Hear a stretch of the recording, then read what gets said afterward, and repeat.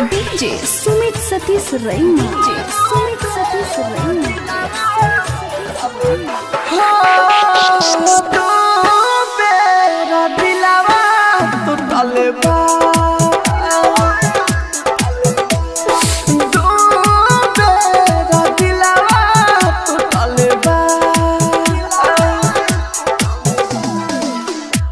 पूजावा से पहिले सास कहिले सिलावा से साथ छुपल बा। तो मेरा दिलवा टूटल बा।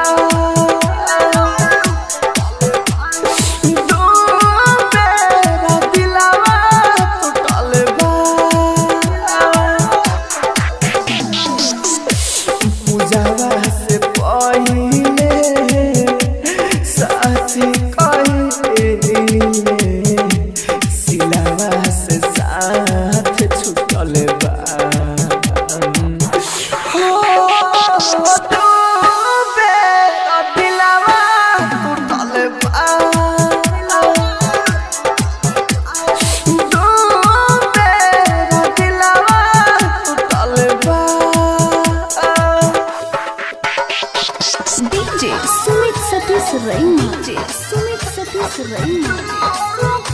Mix by AG recording studio.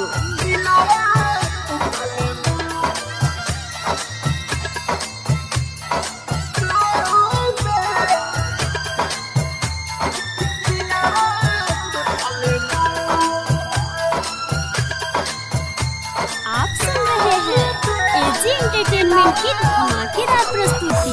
पूजावा से प्यार कइनी भइला पूरा रह गइल आधा अधूरा।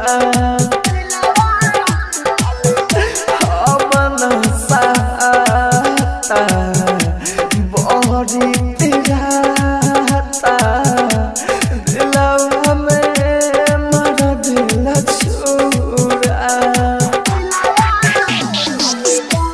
जब प्यार कइनी धोखा खइनी लागे मोर कलम फुटल बा।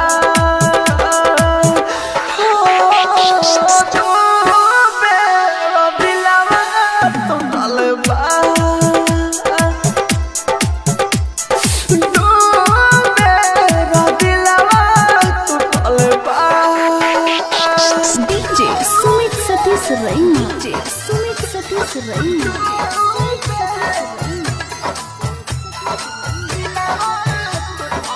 Mix by AG recording studio.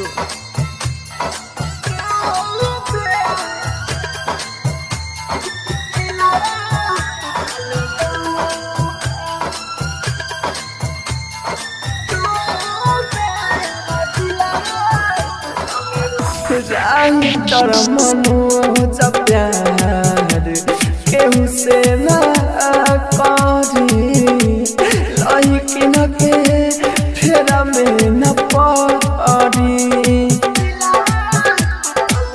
Rahul राजा धानी दिल के बात कहतानी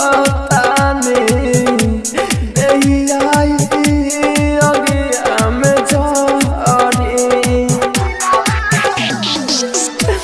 रोशन राजू कहिले आजू तोहरे स्नेह जुटल बा।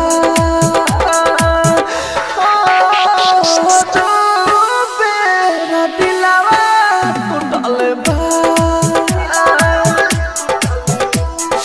तो मेरा दिलवा टूटल बा। एजी रिकॉर्डिंग स्टूडियो रोशनपुर सपहा।